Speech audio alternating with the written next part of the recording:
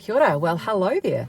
I am driving back over the Takaka Hill after giving a memoir talk to a bunch of amazing people at the Motueka Library. And I thought I'd pull over because I finally have a moment to introduce the second in a video series I'm calling 23.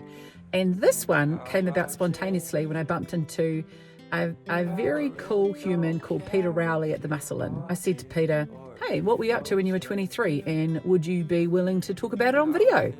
And he was totally up for it. Hello, I'm Peter Rowley, and I live in Golden Bay, and I am presently at the Muscle Inn drinking my beer mug, which was made for me by Tim Jessup and was commissioned by Sheriff. And it's called Dog because I did the voice of Dog in Foot Rot Flats, the movie. When I was 23, I always wanted to be an actor because I went to a Ponzi school called Christ College. And I'll never forget one of the masters calling Rowley, come here. Sir, I've been watching you. We're doing Romeo and Juliet, and we need a fool. And I think you'd be perfect. So that's how it all started. I wanted to be an actor, but after I left school, I did all sorts of jobs. My father was very upset, of course, and asked me if I was a homosexual. I said, of course not, Dad.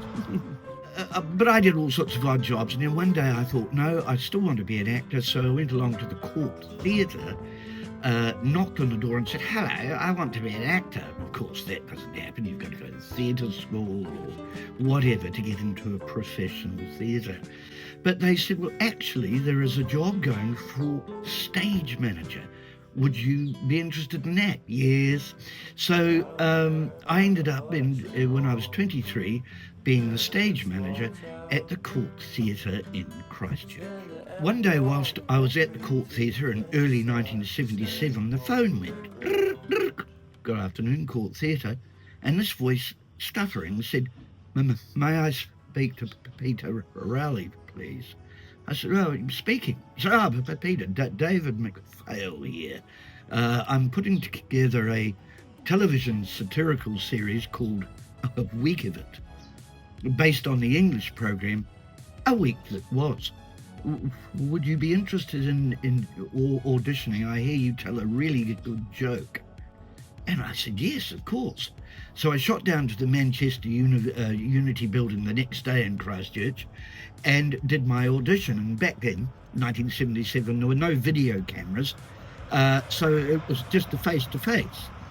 And there was no script. He just said, Peter, I want you to be happy. Peter, I want you to be sad. Peter, I want you to be surprised. And then he sent me on my way. 2 days later, there was another phone call to the Court Theatre. He said, we've decided we'd like to hire you to be a part of the core cast on A Week of It. Would you be interested? And I put my hand over the receiver and went, ah! Oh, yeah, maybe. And so I ended up on A Week of It from 77, 78, 79, 1980. Then it went to McPhail and Gadsby. And being a sketch show, I had to play all sorts of different characters. Women, men, kids, everything. Different nationalities. It'd be Irish 1 minute, and I'm telling you right now, to a Scotsman standing there with a threatening look on his face and looking at girls and stuff like that, and Americans, of course.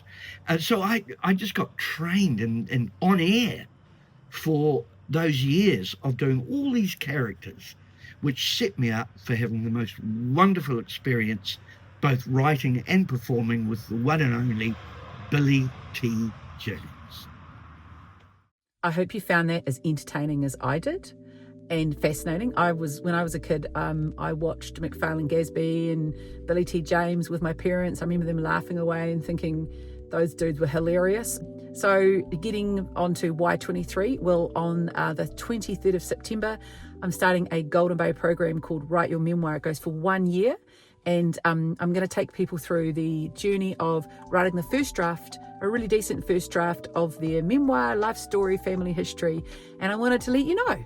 That's all I wanted to say. And we're going to continue to drive home now. Okay, ka kite. Bye.